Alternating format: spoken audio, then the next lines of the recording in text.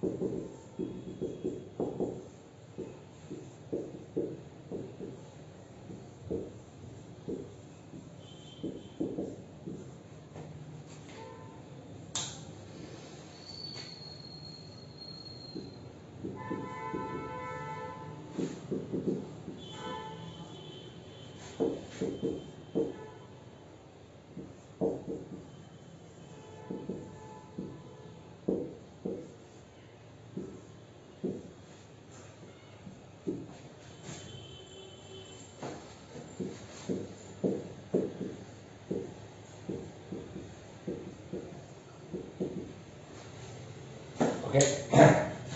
ચાલો 11મા ધોરણમાં જે આપણે વિડિયો લેક્ચરમાં આપણે trigonometry function and second one હતું તમારું પરમ્યુટેશન એન્ડ કોમ્બિનેશન એટલે કે ક્રમચય અને સંચય.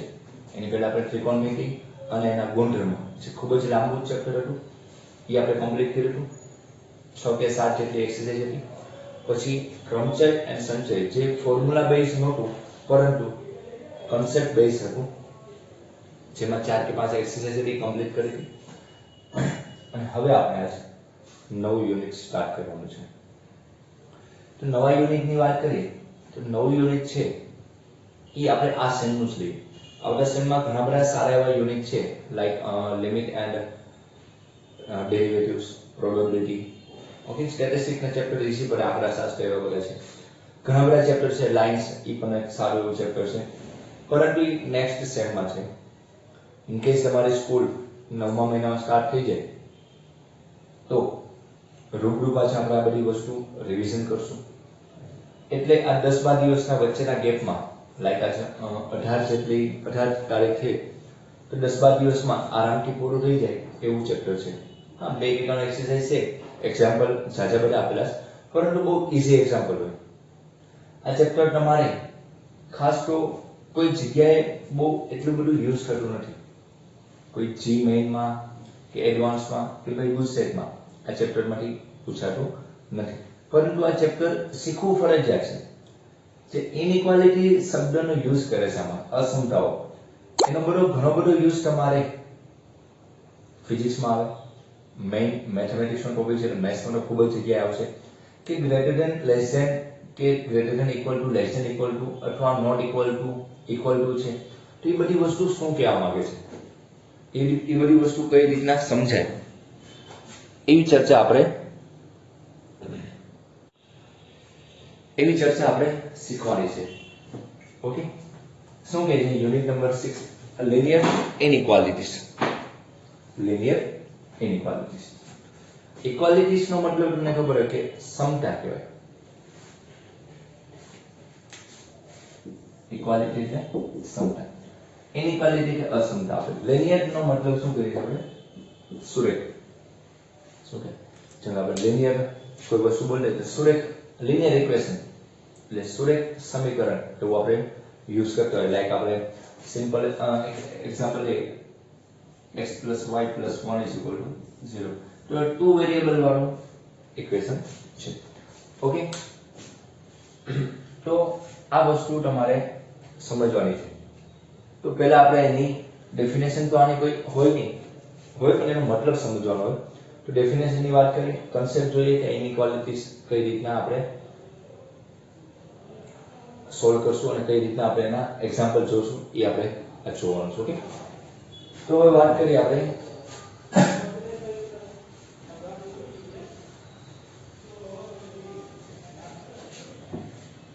થોડા સ્ટેપ આપણે સમજવાની વાત કરીએ આપણે.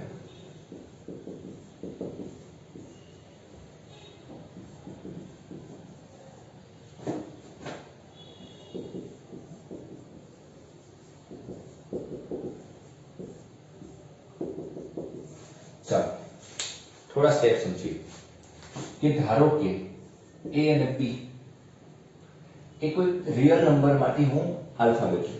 a અને b કોઈ આલ્ફાબેટ છે, રિયલ નંબર માંથી લો એટલે કોઈ પણ બે સંખ્યા લઉં છું, 5 અને 6, 10 અને 15, કોઈ પણ. a અને b વચ્ચે ધારો કે a અને b વચ્ચે સંબંધ બને a બરાબર b. ધારો કે a અને b કોઈ રિયલ નંબર માંથી લેવામાં આવે અને એ બંને ઘટકો તો એ બંને સંખ્યા વચ્ચે સંબંધ શું બન્યો છે a બરાબર b તો જે a બરાબર b જે સંબંધ બન્યો એને આપણે શું કહીશું ઇક્વલ ટુ વચ્ચે સાઈન છે તો એને ઇક્વાલિટીઝ કહેવાય શું કહેવાય ઇક્વાલિટીઝ કહેવાય તો તમે કહો સર આવું બની શકે ધારો કે a અને b બંને 5 5 લઈએ તો 5 બરાબર 5 ઓકે છે તો એની સિવાય પણ બની શકે એની સિવાય પણ બની શકે a ગ્રેટર ધેન b બની શકે a કરતા b મોટો હોઈ શકે અથવા એવું પણ બની શકે b ગ્રેટર ધેન ઓકે તો ઘણી બધી વસ્તુ બની છે કે a અને b છે ધારો કે કોઈ તમને રિયલ નંબર માંથી કોઈ બે નંબર લ્યો છે ધારો કે a બરાબર મેં 2 લીધું અને b બરાબર 3 લીધું તો 2 છે એ 3 કરતા એટલે કે 3 છે એ 2 કરતા મોટો છે એમ કહી શકો છો ઓકે ધારો કે આ નાનો લીધો હોય અને આ મોટો લીધો હોય તો પણ હાલે આ બંનેમાંથી ગમે એક આવશે ધારો કે a બરાબર મેં તમારે a બરાબર 1 લીધું b બરાબર 1 લીધું એ બંને એકબીજાથી મોટો ન કહેવાય પરંતુ શું કહેવાય ઇક્વલ ટુ કહેવાય શું કહેવાય ઇક્વલ ટુ કહેવાય તો કોઈ નંબર તમે રિયલ નંબર કે કોઈ પણ ની વાત હોય અહીં આપણે રિયલ નંબર માટે સમજાય કારણ કે રિયલ નંબર એ બધા સેટનો સબસેટ છે એટલે કે ઉપગણ બધાનો ઉપગણ ભેગો કરો એટલે મેઈન જોનો મને કહે છે રિયલ નંબર છે તો હવે આમાંથી તમારે વિચારવાનું છે પહેલી કન્ડિશન વિચારી તો પહેલી કન્ડિશન વિચારી તો પહેલી કન્ડિશન શું છે કે જો a અને b બંને સમાન આવે તો એને સમતા કહેવાય શું કહેવાય સમતા સમતા મીન્સ કે ઇક્વાલિટીઝ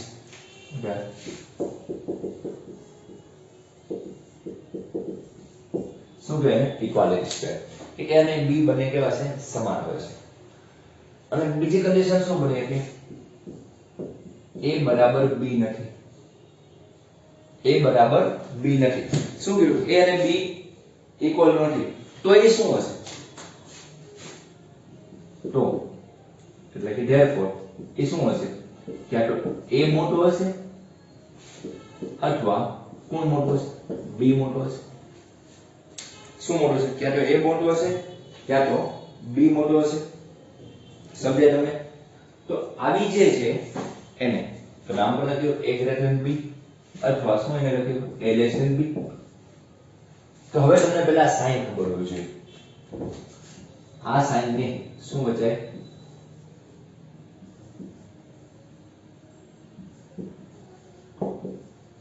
greater than 2 ઓકે અને આ સાઈન ને શું વચાય less than 2 less than 2 something જે આપેલું હોય ઓકે આને હું શું કહેવાય does not equal આને શું વચાય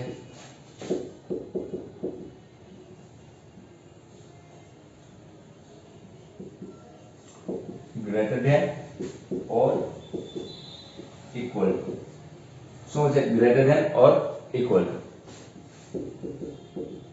આને શું છે less than or equal to okay આને શું કહે છે greater than આને શું છે less than અને greater than and equal to sorry greater than and આપણે શબ્દ યુઝ કરશું greater than and equal to okay less than and equal to આમ તો મેં પહેલા લખ્યું એ સાચું હતું મારું સાચું હતું પહેલા જે લખ્યું એ સાચું હતું મને કન્ફ્યુઝન ઓકે શું હોય છે આપણે ક્યાં તો એ વેલ્યુ ગ્રેટર છે અથવા એની જેવી છે લાઈક આ રીતના 5 greater than equal to 6 કે આ 5 એની જેવડો હશે કે એની કરતા કેવો હશે મોટો હશે ઓકે એટલે તેને કોડ વચાય તો ચારે ચાર સાઈન તમને ખબર હોવી જોઈએ greater less greater than equal to અને less than equal to તો હવે આના આપણે એક્ઝામ્પલ જોઈએ એક બે આ તમને ખાલી જો નાનપણથી તમે શીખતા હો પરંતુ હું તમને રિવિઝન કરાવી નાખું 5 છે એ 4 કરતા મોટો છે 5 છે એ 4 કરતા મોટો છે એટલે શું કહેવાય 5 greater than 4 okay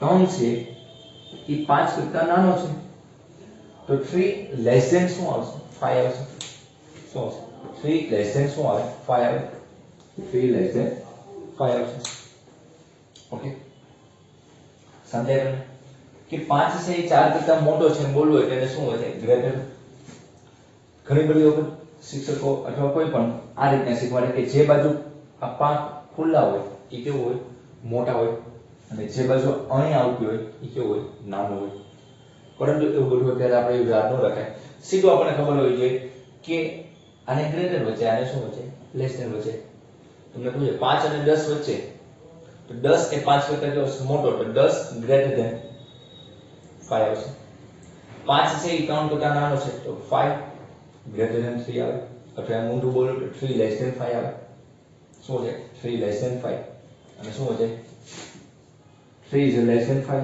3 is less than 5 okay 3 છે એ 5 કરતા કેવું છે નાનું છે ઓકે તો આવી બધી વસ્તુ તમને ખબર છે એટલે મેં તમને રિવિઝન તરીકે લખી નાખી તો હવે આવી જે સંખ્યા હોય a બરાબર b નથી તો શું બની શકે a ગ્રેટર ધેન b અથવા a લેસ ધેન b પ્રકારની એટલી બને છે શું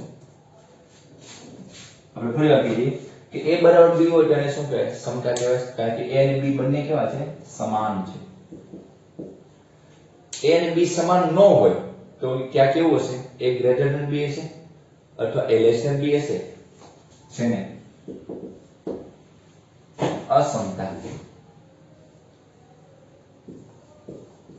અસમતા કહેવાય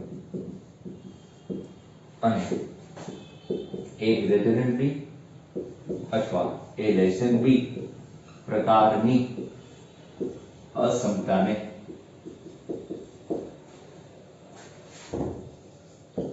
ચુસ્ત અસમતા કહેવાય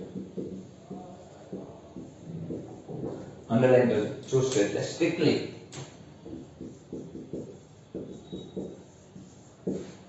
એટલે ફરજિયાતપણે ચુસ્ત આપણે કહીએ ને ચુસ્ત નિયમ છે એમ સ્ટ્રિક્ટલી ઇનઇક્વાલિટીઝ કહેવાય શું કહેવાય સ્ટ્રિક્ટલી ઇનઇક્વાલિટીઝ કહેવાય ચુસ્ત અસમતા કહેવાય ચુસ્ત અસમતાનો મતલબ શું કે ફક્ત ઈ વેલ્યુ એની કરતા મોટી 5 છે એ 4 કરતા મોટો છે એની જેવડો એટલે કે ઇક્વલ ટુ લખવાનું નહીં ઇક્વલ ટુ સિવાયમાં આવે ફક્ત મોટું તો મોટું નાનું તો નાનું એટલે કે a ગ્રેટર ધેન b છે હા બરાબર અહીં જો ઇક્વલ ટુ ની સાઇન આવશે ધારો કે કોઈ પણ આ a ગ્રેટર ધેન b છે જો ઇક્વલ ટુ આવે તો એને ચુસ્ત કહેવાય નહીં ચુસ્તનો નિયમ કે ચુસ્ત મોટું એનો મતલબ કે આ જે ઘટક છે આની કરતા મોટો છે બીજી કોઈ વાત નથી બીજું કઈ વિચારવાનું નહીં આ છે એ b કરતા આ b છે મોટો છે એ કેવો છે નાનો છે એટલે અહીંયા વાત પૂરી તો એને ચુસ્ત અસમતા કહેવાય ઇન શોર્ટ ટૂંકમાં અને યાદ રાખવા માટે શીખવાનું તો ફક્ત ગ્રેટર ધેન લેસ ધેન હોય અને ઇક્વલ ટુ ની સાઇન નો આવતી હોય ઇક્વલ ટુ ની સાઇન નો આવતી હોય તો એને શું કહેવાય ચુસ્ત અસમતા કહેવાય ઓકે એમ પછીનો જોઈએ આપણે તો હવે ફાઇનલ થયું કે a અને b સમાન ન હોય તો એ ક્યાં ગ્રેટર ધેન હશે ક્યાં કેવું હશે લેસ ધેન હશે તો a ગ્રેટર ધેન b હોય તો એને શું હોય જાય a ગ્રેટર ધેન b ને શું હોય જાય a ગ્રેટર ધેન b ને આપણે શું વાંચવું એ કેવું છે a ગ્રેટર b અથવા a equal b same as a less than b ને શું વચાય a એ b કરતા નાનો હશે અથવા એની જેવડું હશે જો તો એની વેલ્યુ ક્યાં તો b કરતા મોટી છે અને બીજું શું આપેલું ઇક્વલ ટુ એટલે એને શું વચાય આપણે વાંચ્યું કીધું તો ગ્રેટર ધેન ઓર ઇક્વલ અહીં less than or equal to ક્યાં તો એની જેવડો છે કે એની કરતા નાનો છે એ બી એટલે કોઈ આપણે ડિજિટ વિચારી જોજો કોઈ પણ સંખ્યા એક્ઝેપ્શન કરી નાખો હું તમને હમણાં એક્ઝામ્પલ શીખવાડીશ નેક્સ્ટ લેક્ચરમાં જ્યારે એક્ઝામ્પલ શીખવાડો ત્યારે ખબર પડી જાય પરંતુ આવું કોઈ a b લઈને વિચારતા હોવું જોઈએ અને શું હોય છે a ગ્રેટર ધેન b અથવા a બરાબર b એટલે a greater or equal to b અને શું હોય છે a greater or equal to b a less than or equal to b a greater than and equal to b okay, તો આ રીતના યાદ રાખજો. આ બંને પ્રકારની જે છે અસમતાઓ એને કેવી કહેવાય? મિશ્ર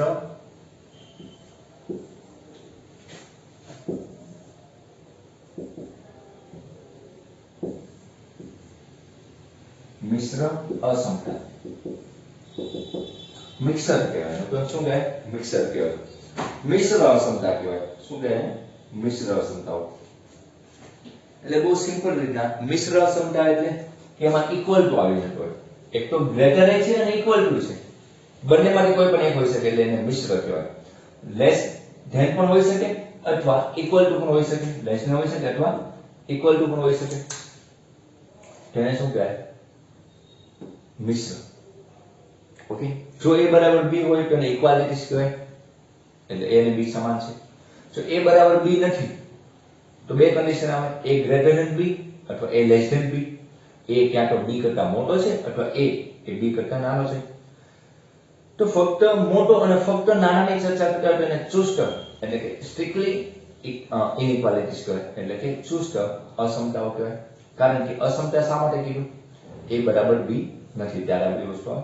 અને જો ઇક્વલ ટુ આવતો હોય, a greater than equal to, a less than equal to, a એ b કરતા મોટો છે અથવા એની જેવડો છે, a એ b કરતા નાનો છે અથવા એની જેવડો છે, તો ઈ પ્રકારની અસમતાઓ છે જેને મિશ્ર અસમતાઓ કહેવાય. મિશ્ર અસમતાઓમાં લેસ ધેન કે ગ્રેટર ધેન હારે ઇક્વલ ટુ પણ આપેલું હોય અને ચુસ્ત અસમતાઓમાં ફક્ત ગ્રેટર હોય તો ગ્રેટર અને લેસ હોય તો લેસ ધેન. ઓકે, તો આ રીતના આપણે આ બે ભાગમાં આને વહેંચીએ છીએ. ઓકે, તો હવે આની પછીનો જે સામાન્ય વસ્તુ છે હું નેક્સ્ટ લેક્ચરમાં તમને ચર્ચા કરીશ અને પછી હું તમારા એક્સરસાઇઝ સ્ટાર્ટ કરી દઈશ. આમાં કોઈ ફોર્મ્યુલા નથી, કોઈ એટલો બધો કોન્સેપ્ટ નથી, બહુ લાઇટલી ચેપ્ટર લેવાનું છે તમારે.